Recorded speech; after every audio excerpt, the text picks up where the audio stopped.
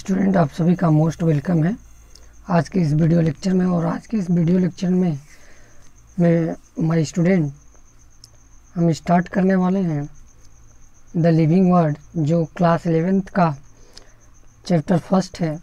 और इस चैप्टर को स्टार्ट करने से पहले, चूँकि हम बायोलॉजी पढ़ें तो पहले तो हम बायोलॉजी का डिफिनीसन ही हमें जानना जरूरी है। तो पहले जानते हैं बायोलॉजी क्या है।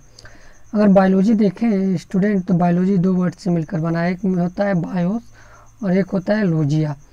बायोस का मतलब होता है लाइफ और लोजिया का मतलब होता है स्टडी। तो एक तरह से कहा जाए तो बायोलॉजी जो है कि लिविंग बीइंग की स्टडी को ही हम क्या बोलते हैं, बायोलॉजी कहते हैं। वैसे साइंस में कहा भी जाता है कि biology the branch of science that deals with the study of living organism. Biology एक ऐसी साइंस का ऐसा ब्रांच है जिसमें लाइफ और लिविंग ऑर्गेनिज्म के बारे में क्या किया जाता है, स्टडी किया जाता है। अब रही बात कि लाइफ क्या है, तो लाइफ वो आप प्रॉपर्टी है जो या वो क्वालिटी है जिसके आधार पर हम लिविंग बीइंग और नॉन लिविंग बीइंग या डेथ के बीच में और नॉन डेथ ऑर्गेनिज्म के बीच में क्या करते हैं, डिफ्रेंशिएट करते हैं। अब लिविंग और नॉन लिविंग बीइंग को कैसे डिफ्रेंशिएट करते हैं कि अगर कुछ फंक्शंस हैं जैसे कि ग्रोथ है, मेटाबॉलिज्म है, रिस्पांस टू स्टिमुलस है, रिप्रोडक्शंस है, अगर ये जो प्रोसेस है, ये जो फंक्शंस हैं, अगर कोई मटेरियल परफॉर्म कर रहा है तो उस मटेरियल को हम कह देंगे कि वो लिविंग है। और अगर नहीं परफॉर्म कर रहा है तो उस मटेरियल को हम क्या कह देंगे, नॉन लिविंग है। अब फिर कहेंगे सर कि अभी तो बात हो रही थी लिविंग की, नॉन लिविंग की, तो बीच में मटेरियल कैसे आ गया। तो स्टूडेंट, इस अर्थ पर जो भी चीज़ है, चाहे हम है चाहे कोई लकड़ी का टुकड़ा ही है, सब क्या है, मटेरियल है। हाँ, अब जिनमें ये लाइफ की प्रॉपर्टी शो होती है, जैसे जिनमें ग्रोथ होता है, मेटाबॉलिज्म होता है, रिस्पांस टू स्टिमुलस होता है, रिप्रोडक्शन है होता है, उन मटेरियल को हम कह देते हैं कि वो क्या है, लिविंग बीइंग है।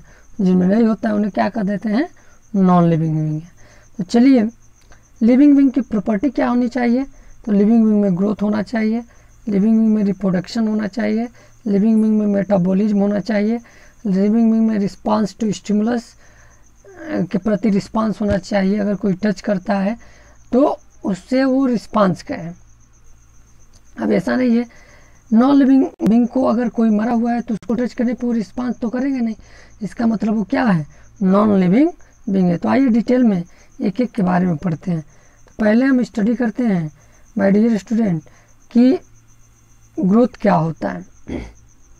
तो ग्रोथ एक बहुत ही इंपॉर्टेंट कैरेक्टरिस्टिक फीचर है लिविंग ऑर्गेनिज्म का।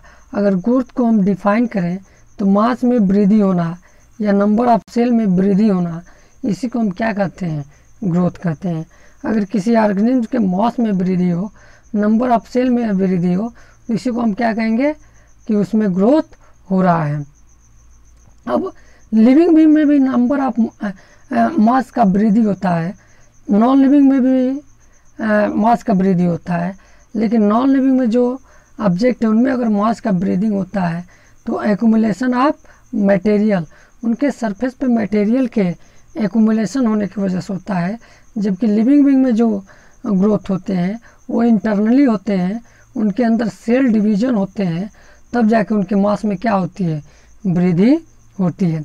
अगर यही ग्रोथ को देखें तो ग्रोथ जो है कि प्लांट में पूरी लाइफ होती है, वो लाइफ होती रहती है, लेकिन एनिमल के केस में कुछ सर्टेन पीरियड तक ही ग्रोथ होता है, उसके बाद ग्रोथ क्या हो जाती है, रुक जाती है। चलिए एग्जांपल के थ्रू देखें।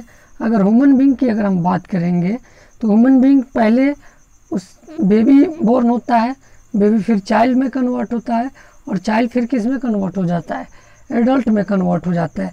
अब ये नहीं है कि इनके सरफेस पे मटेरियल का एक्यूमुलेशन हो रहा है, नहीं स्टूडेंट, इनमें अंदर इनके बॉडी के अंदर सेल डिवीजन हो रहे हैं, जिनकी वजह से इनकी मास और हाइट या साइज में क्या हो रही है, वृद्धि हो रही है। अगर हम किसी एनिमल को एग्जांपल में लें तो एनिमल में भी कैट का एक बेबी, फिर ये उससे एडल्ट हुआ, फिर ये एकदम मेन एडल्ट में कन्वर्ट हो जाता है। सेम इसी प्रकार प्लांट में भी होता है, एक प्लांटलेट होता है जो स्मॉल प्लांट में कन्वर्ट होता है, और फिर ये किस में कन्वर्ट हो जाता है, ट्री में कन्वर्ट हो जाता है। अब एक अमीबा जंतु है, आप जानते होंगे स्टूडेंट, एक अमीबा जंतु है जो कि एक यूनिसेलुलर एनिमल्स हैं। तो यूनिसेलुलर एनिमल में सेल डिवीजन ही एक टाइप का क्या है, ग्रोथ है। तो देखिए ये अमीबा है, अब क्या करती है, सेल डिवाइड इसका होता है और एक सेल दो सेल में क्या हो गया, कन्वर्ट हो गया, और ये एक टाइप का क्या है, ग्रोथ ही है। अमीबा में सेल डिवीजन ही एक टाइप का क्या है, ग्रोथ है। रिप्रोडक्शंस की बात करें तो रिप्रोडक्शंस जो होते हैं ये भी लिविंग प्रॉपर्टी हैं, ये नॉन लिविंग प्रॉपर्टी नहीं है। किसी भी नॉन लिविंग ऑर्गेनिज्म में स्टूडेंट आप ये नहीं देखेंगे कि उसमें बेबी बॉर्न करने की कैपेसिटी होगी, क्योंकि ये लिविंग प्रॉपर्टी है और ये बहुत ही स्पेसिफिक लिविंग प्रॉपर्टी है। अब रिप्रोडक्शंस में होता क्या है कि रिप्रोडक्शन में कोई ऑर्गेनिज्म अपने ही जैसे न्यू ऑर्गेनिज्म का क्या कर देता है, फॉर्मेशन कर देता है। तो रिप्रोडक्शन एक ऐसा प्रोसेस है जिसमें कोई ऑर्गेनिज्म अपने ही जैसे न्यू ऑर्गेनिज्म का क्या कर देता है, फॉर्मेशन कर देता है। स्टूडेंट, रिप्रोडक्शन एक बहुत ही इम्पॉर्टेंट प्रोसेस है जिसके वजह से कंटिन्यूटी ऑफ लाइफ जो है अर्थ पे बनी रहती है तथा उस स्पेसीज की भी लिनिएज अर्थ पे बनी रहती है। अगर रिप्रोडक्शंस ना हो तो वो स्पेसीज कुछ समय बाद क्या हो जाएंगी, एक्सटिंक्ट हो जाएंगी, विलुप्त हो जाएंगी। अगर रिप्रोडक्शंस देखें कि रिप्रोडक्शंस में कितने इंडिविजुअल इन्वॉल्व होते हैं, तो रिप्रोडक्शन दो टाइप का होता है, एक होता है सेक्सुअल रिप्रोडक्शन और एक होता है एसेक्सुअल रिप्रोडक्शंस। तो आइए जानते हैं सेक्सुअल और एसेक्सुअल रिप्रोडक्शंस को हम डिटेल में पढ़ेंगे, अभी तो इंट्रोडक्शन ही ये प्रोसेस है। तो कुछ ऑर्गेनिज्म है जिनमें सेक्सुअल रिप्रोडक्शन होता है और कुछ जो ऑर्गेनिज्म है उनमें एसेक्सुअल रिप्रोडक्शन होता है। जैसे अगर फंगी की बात करें, जैसे कि मशरूम में एक फंगी है, इनमें एसेक्सुअल स्पोर बनते हैं और उससे ही नया ऑर्गेनिज्म का फॉर्मेशन होता है। ईस्ट है, हाइड्रा है, इसमें बर्डिंग होती है और उस बर्डिंग से न्यू ऑर्गेनिज्म का क्या होता है, फॉर्मेशन होता है। प्लेनेरिया है, इनमें क्या होता है, रीजनरेशन होता है और फिर इनकी बॉडी टूटकर न्यू ऑर्गेनिज्म का फॉर्मेशन करती है। यूनिसेलुलर एल्गल जैसे कि बैक्टीरिया है, यूनिसेलुलर एल्गी है, अमीबा है, इन सब में रिप्रोडक्शन जो है कि एक तरह से ग्रोथ ही क्या है, इनमें रिप्रोडक्शन है, क्योंकि जब सेल डिवाइड हुआ तो ये एक सेल से दो सेल में डिवाइड हो गए और ये एक टाइप का उनमें क्या है, रिप्रोडक्शन, ये सेल डिवीजन है।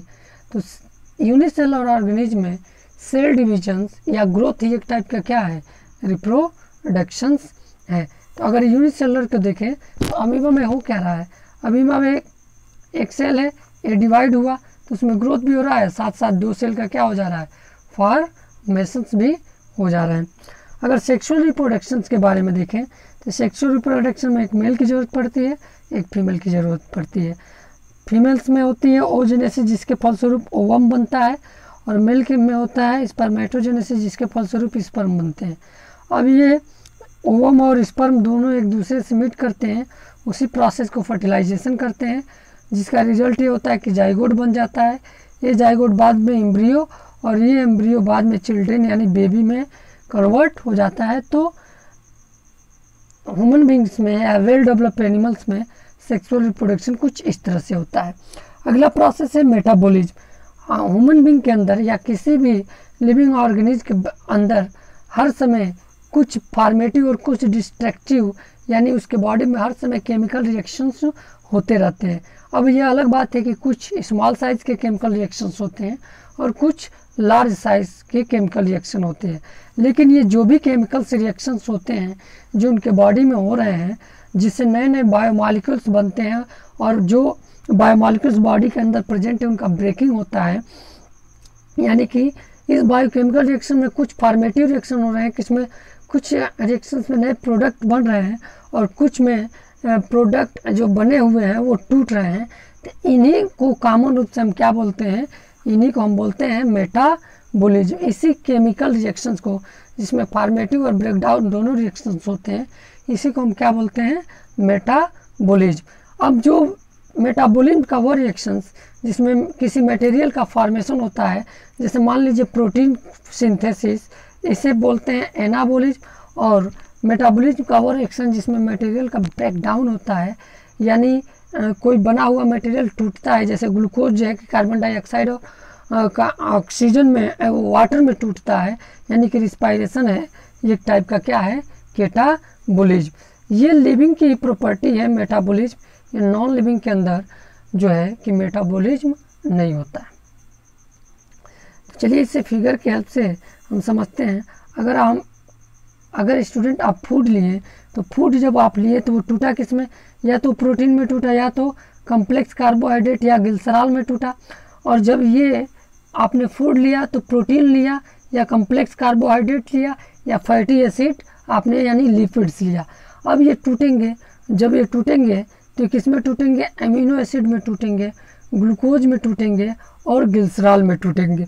साथ ही साथ ये सब जब टूटेंगे, अमीनो एसिड जब टूटेगा, ग्लूकोज जब टूटेगा, ग्लिसरॉल जब टूटेगा, तो क्या बनेंगी, एनर्जी बनेगी। यानी कि ये सब के सब जो रिएक्शंस हैं ये क्या हो रहे हैं, ब्रेकिंग रिएक्शंस हैं। यानी कि इस प्रोसेस को हम क्या बोलेंगे, इसे बोलेंगे कैटाबोलिक रिएक्शन ऑफ मेटाबॉलिज्म।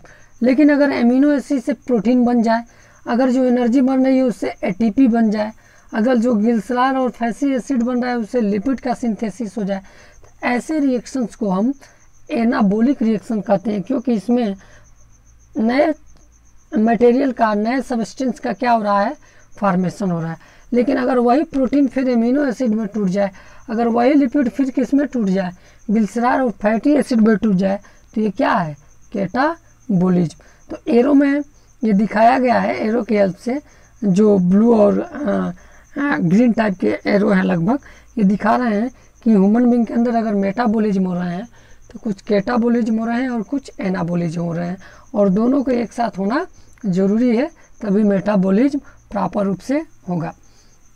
अब अगला है रिस्पांस टू स्टिमुलस। स्टूडेंट, अगर कोई लिविंग ऑर्गेनिज्म है तो उसके अंदर क्या होगा, रिस्पांस टू स्टिमुलस होगा। वो अपने सराउंडिंग के इन्वायरमेंट के प्रति इरिटेशन यानी एक तरह से रिस्पांस शो करेगा। अगर इन्वायरमेंट में कोई फिजिकल चेंज हो रहा है, कोई केमिकल चेंज हो रहा है, कोई बायोलॉजिकल चेंज हो रहा है, जैसे अगर हम कहें कि अगर प्लांट है, अगर लाइट में चेंज हो रहा है, वाटर में चेंज हो रहा है, टेम्परेचर में चेंज हो रहा है, तो उसके अंदर रिस्पांस जनरेट होंगे। अगर कोई ऑर्गेनिज्म है, अदर ऑर्गेनिज्म उसके संपर्क में आ रहे हैं तो भी रिस्पांस जनरेट होंगे। अगर पॉल्यूशन बढ़ रहा है तो भी रिस्पांस जनरेट होंगे। सेम यही रिस्पांस एनिमल में भी दिखने को मिलेगा। इवन प्लांट तो फोटो पीरियाडिक रिएक्शंस भी शो करते हैं, एनिमल तो फोटो पीरियाडिक इफेक्ट भी शो करते हैं। कुछ एनिमल सीजनल ब्रीडिंग होते हैं, कुछ प्लांट जो होते हैं सीजनल ब्रीडिंग होते हैं, क्योंकि कुछ प्लांटों को एक नियत टेम्परेचर चाहिए, एक नियत लाइट चाहिए, तब जाकर उनमें फ्लावरिंग होगी। तो अगर कोई ऑर्गेनिज्म अपने इन्वायरमेंट के अकॉर्डिंग अगर रिस्पांस शो कर रहा है तो उसी को हम कहते हैं रिस्पांस टू एक्सटर्नल स्टिमुलस। और ये लिविंग प्रॉपर्टी है, नॉन लिविंग प्रॉपर्टी नहीं है स्टूडेंट।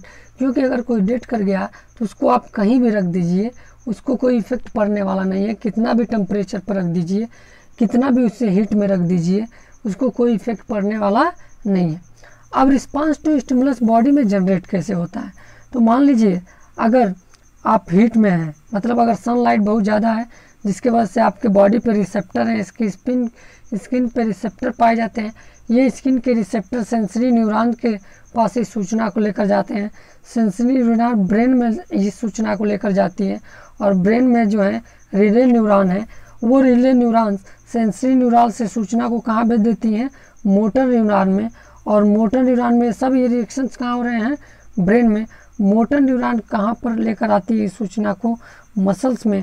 और फिर मसल्स क्या करता है, रिस्पांस जनरेट करता है, जिसके वजह से आप जा कर के फ़ैन चालू हो रहा करके वहाँ जाकर बैठ करके उस हीट से आप हीट स्टिमुलस से बचते हैं। तो आज हमने जाना लिविंग और नॉन लिविंग के बीच क्या डिफरेंसेस होते हैं और कौन कौन से फीचर होते हैं जिसके बेसिस पर हम लिविंग और नॉन लिविंग बीइंग को डिफ्रेंशिएट कर सकते हैं। Thank you very much student for watching the video. और आज की इस वीडियो लेक्चर में बस इतना ही।